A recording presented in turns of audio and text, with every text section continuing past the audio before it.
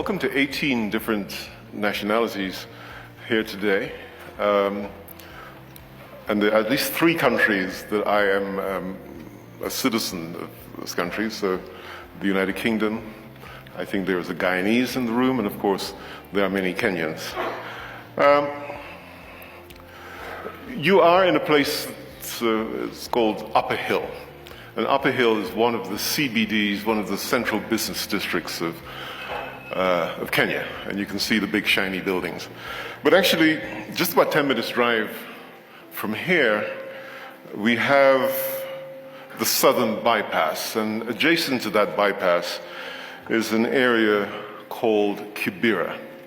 And in Kibera you find rows of tightly squeezed, tin-roofed shacks that speak to the reality that millions of Kenyans live in today.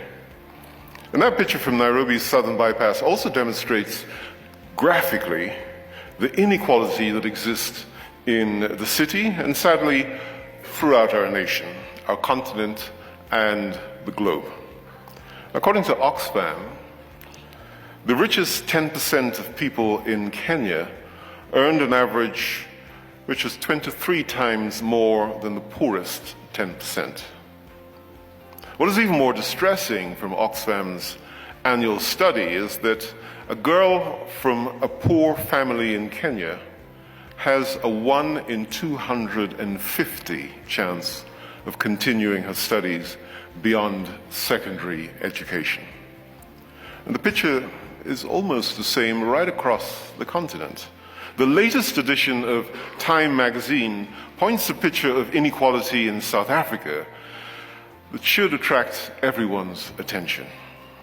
Time reports that the World Bank last year deemed South Africa the world's most unequal society, estimating that the top 10% owned 70% of the nation's assets. And that was back in 2015. The Times story further tells us that the societal split is still largely along racial lines. The bottom 60% is largely composed of black, mixed-race people, and Asians who descended from the era of slavery and colonial rule.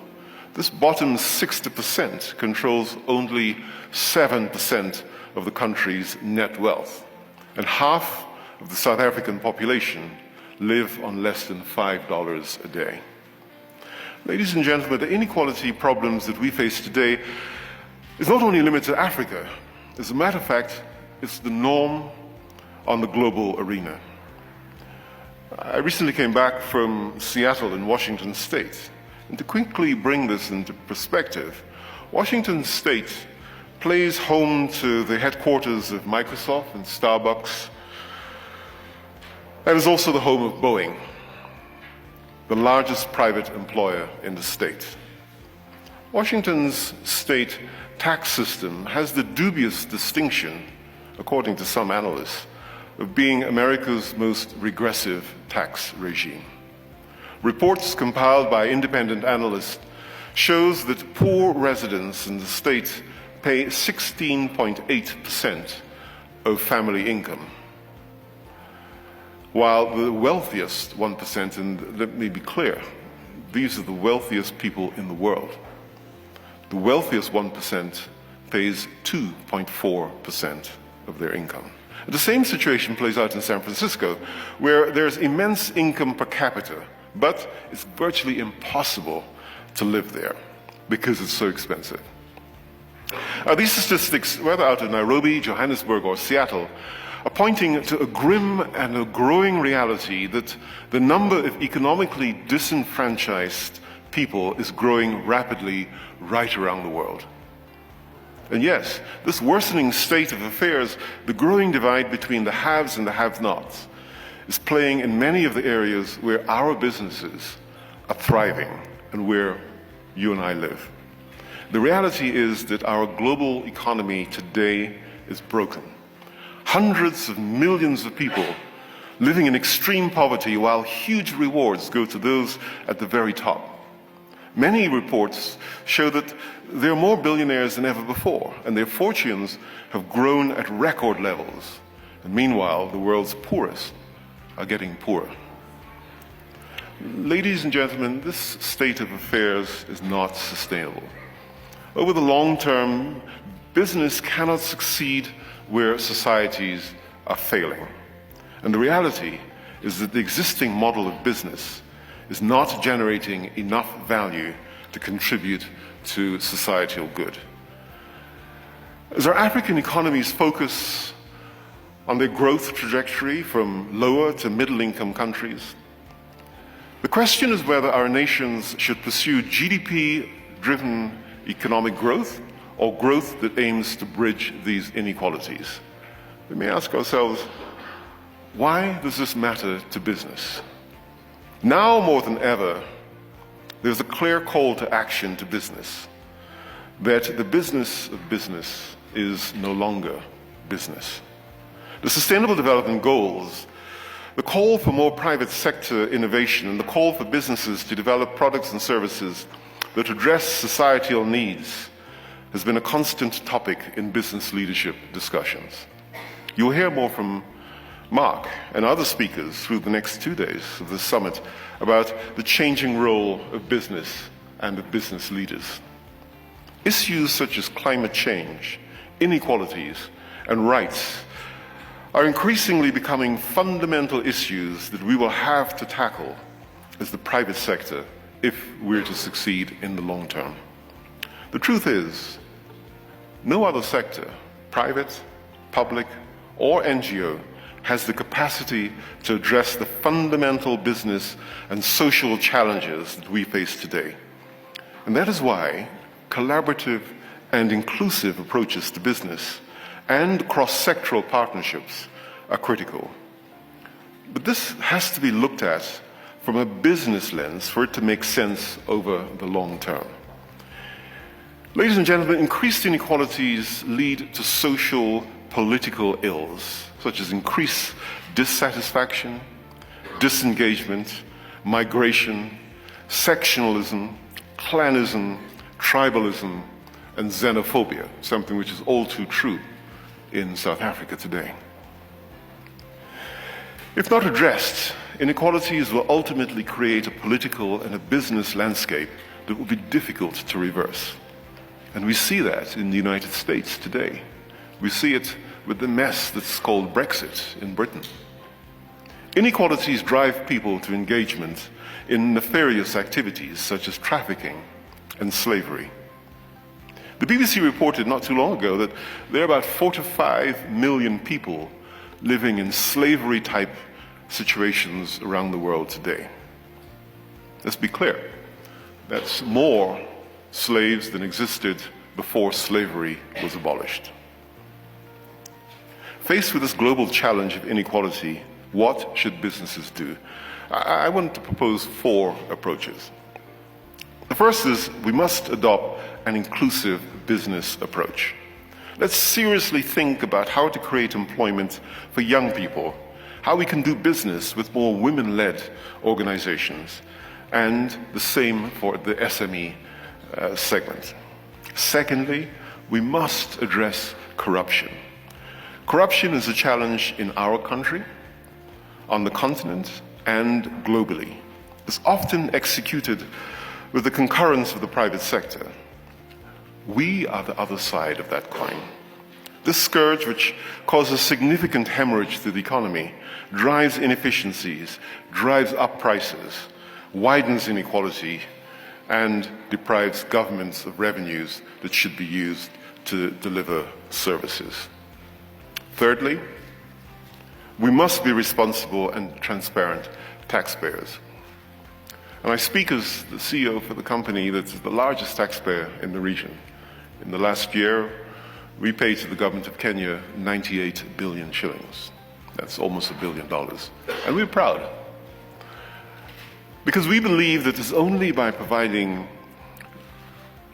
an efficient tax net, and it's only by us as the private sector taking a responsible approach to paying taxes that governments are able to provide the services that they are elected to provide. And finally, we have to tackle inequalities in the workplace. As businesses grow, we also need to self-examine how pertinent business questions, such as how we're performing on gender pay gaps, gaps between executive salaries and median salaries, especially now with more transparencies around wealth declarations. I can see my friend and brother Joshua Igara, and we often sit and muse at the first time we announced publicly, voluntarily, our earnings and the ridicule that we faced amongst corporate Kenya. Now, of course, it's obligatory.